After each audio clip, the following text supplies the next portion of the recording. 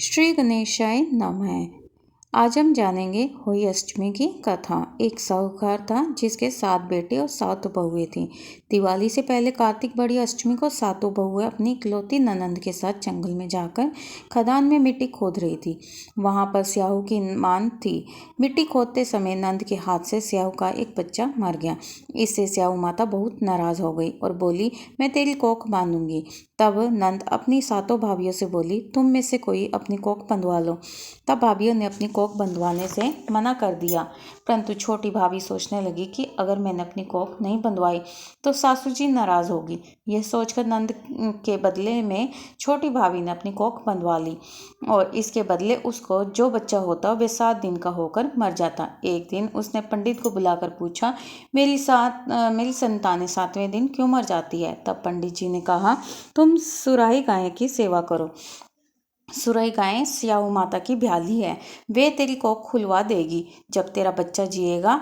अब वह बहुत जल्दी उठकर चुपचाप सुराही गाय के नीचे साफ सफाई कराती। गाय एक पैर से लंगड़ी थी। गौ माता बोली, हर रोज उठकर कौन मेरी सेवा कर रहा है, सो आज देखूंगी। गौ माता खूब सवेरे उठी। क्या देखती है कि साहूकार के बेटे की बहू इसके नीचे साफ सफाई कर रही है। गौ माता उसे बोली, क्या मांगती है? साहूकार की बहू बोली, स्याहू माता तुम्हारी ब्याली है और उसने मेरी कोख बांध रखी है, सो मेरी कोख खुलवा दो। गौ माता ने कहा, अच्छा। अब तो गौ माता समुद्र पार साहूकार की बहू को अपनी ब्याली के पास लेकर चली। रास्ते में कड़ी धूप थी, सो वे दोनों एक पेड़ के नीचे बैठ गए।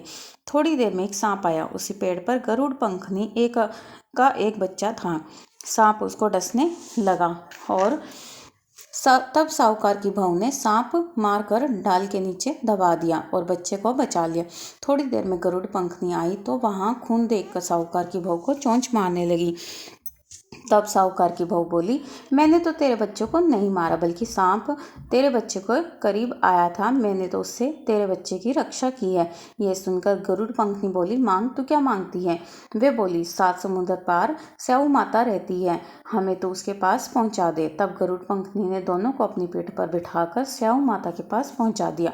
स्याहू माता उनको देखकर बोली, आ बहन बहुत दिनों में आई है। फिर कहने लगी, बहन मेरे सिर में जुएं पड़ गई है। तब स्याहू के कहने पर साहूकार की बहू ने उसकी सारी जुएं निकाल दी। इस पर स्याहू माता प्रसन्न होकर बोली, तूने मेरे सिर से बहुत सिलाई घेरी है, इसलिए तेरे 7 बेटे और 7 बहुएं होंगी। वह बोली, मेरे तो एक भी बेटा नहीं है, 7 बेटे कहाँ से होंगे? स्याहू माता बोली, वचन दिया है, वचन से फिरूं तो धोबी की कुंड पर कंकरी होऊं। तब साहूकार की बहू बोली, मेरी कोख तो तुम्हारे पास बंद पड़ी है। ये सुन स्याहू माता बोली, तूने मुझे ठग लिया, मैं तेरी कोख खोलती हूँ। मैं तेरी कोख खोलती तो नहीं, पर अब खोलनी पड़ेगी। जा, तेरे घर पर तुझे 7 बेटे 7 बहुएं मिलेंगी। तू जाकर उजमन करियो, 7 होइया बनाकर 7 कढ़ाई करियो।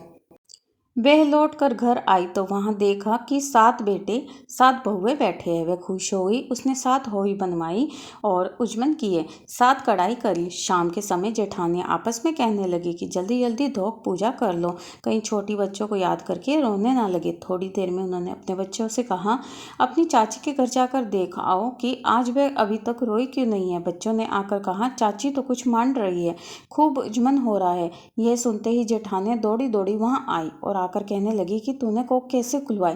वह बोली, तुमने तो कोख बंधवाई नहीं थी, सो मैंने कोख बंधवा ली थी। अब स्याहू माता ने कृपा करके मेरी कोख खोल दी है। हे स्याहू माता, जिस प्रकार उस साहूकार की बहू की कोख खोली है, उसी प्रकार हमारी भी कोख खोलिए। एक कटोरी में गेहूं के दाने लेकर कहानी सुने, और इस दिन ये कहानी जरूर सुननी चाहिए। सभी इनके बच्चों की रक्षा होती है। इस दिन मिट्टी में हाथ नहीं डालना चाहिए। जय माता दी, जय हो होई माता की। फ्रेंड्स, वीडियो पसंद आई है तो वीडियो को अपने फ्रेंड्स और रिलेटिव के साथ ज़रूर शेयर करें। जय माता दी।